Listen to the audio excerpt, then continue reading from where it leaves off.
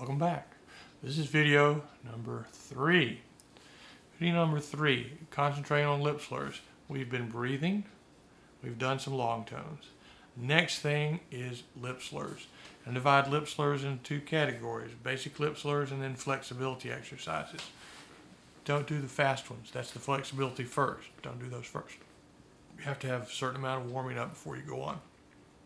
There are a few little pages in the book. The first one is written in manuscript. It was one that my teacher used in undergrad school, the late great Horace Beasley, the first principal trombonist ever in the Nashville Symphony. Mr. Beasley wrote these out and made us religiously go through the whole page. You can see that they're very systematic. 2 notes here, 2 notes here, then 3 notes. Then intervals gets into those. Those are a little bit different from some of the things that people have maybe done before. The other page comes from Mike Davis's 15-minute warm-up, and those are just basic everyday lip slur exercises. I'll see where you are, and then we'll go from there in a lesson. But lip slurs, I'm going to do the ones that are the basic ones, the B flat, F, B flat, starting there. And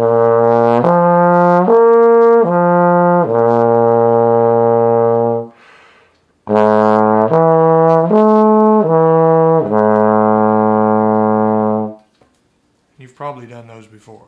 If you haven't, I'm worried that you're in college. That's my phone ringing, but I'm going to keep talking.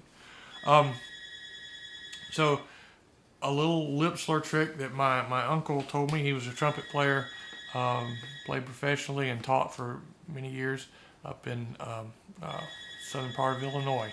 And he told me back when I was a little kid about lip slurs, because I'm a geek.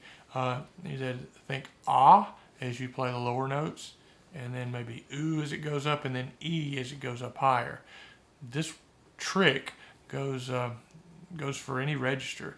If you're having trouble getting up higher, we'll use that to go I-E, because that changes where the tongue is in the mouth, and it makes that airflow go through a smaller space, and therefore the pitch goes up.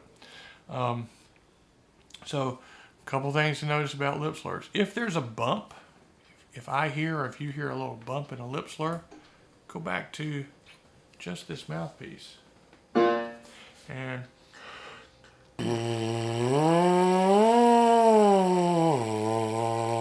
you need to hear solid sound, solid buzz from low to high. Even, and that's all that happens really in the horn. If you hear something like this, that means you're stopping the airflow. And that's not what we want in a lip slur, which will translate into a natural slur later on. So if you have a bump, and it might not happen on just the basic ones like that, but it might happen as you go up higher or something like that, or even on a natural slur in a piece of music, then what we want to do is go back to just using the mouthpiece as a tool to see where's that happening. If I can do it on the mouthpiece, then I can transfer that to the horn later on.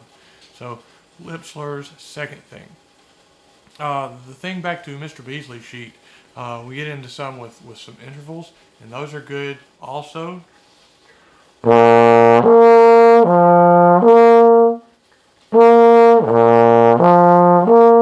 And then later.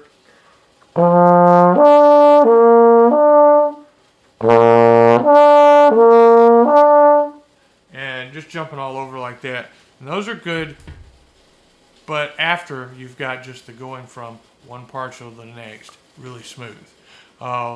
The danger in doing it before then is that you'll bump those notes and you won't actually have just a clean slur. You'll kind of give it a little nudge and to make the notes come out or the interval come out, and that sort of defeats the purpose. So lip slurs, make sure the airflow is constant, and that you're doing them slowly first. If you flip over a page or two, then you get some, they have 16th notes. Ooh, scary. Flexibility exercises are just faster lip slurs. But again, easy lip slurs, 1 or 2 of them first, just to get things going. Maybe get into range stuff a little bit. And then into flexibility. Something like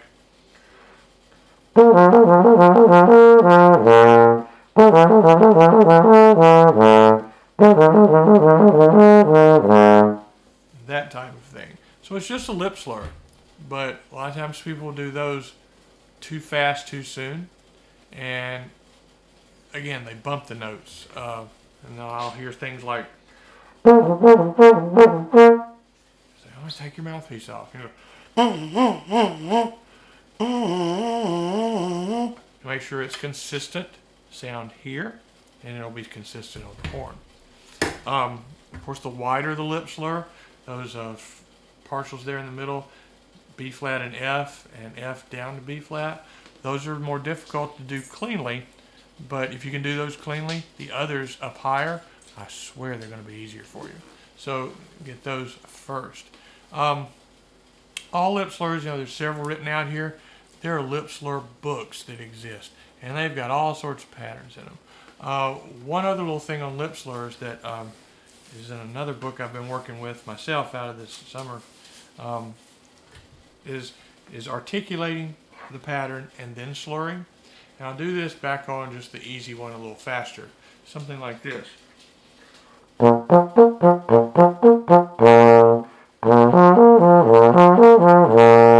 That's real handy to help range also up higher, but I'll get to that later. Okay, so you've done breathing, you've done long tones, you've done lip slurs. Next, articulation.